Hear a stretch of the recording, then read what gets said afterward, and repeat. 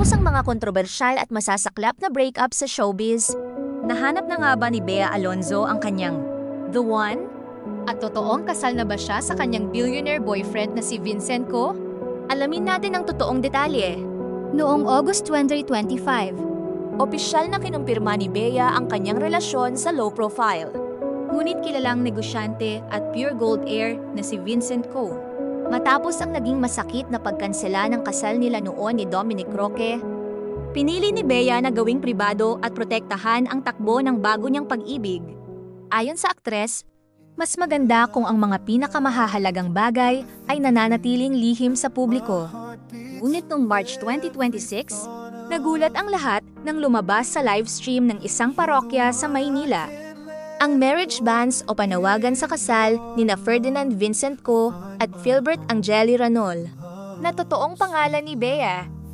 Dito lumabas ang mga bali-balita na nakatakda silang mag-isang dibdib ngayong May 2026 sa Spain. Kasal na ba sila? Ang sagot ay hindi pa.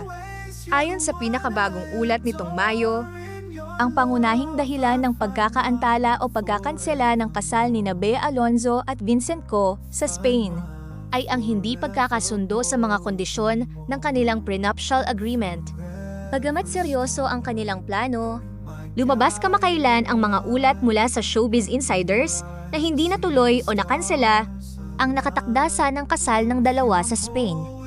Nanatili namang tahimik si Bea at umiwas sa mga tanong ukol dito. Sa ngayon, nananatili silang magkarelasyon, ngunit pinipili nilang ayusin ang kanilang pribadong buhay palayo sa kamera. Sana nga ay mahanap na ni Bea ang pangmatagalang kaligayahan. Ikaw? Sa tingin mo ba ay silang dalawa na talaga ang magkakatuluyan sa dulo? I-comment mo ang iyong reaksyon sa ibaba.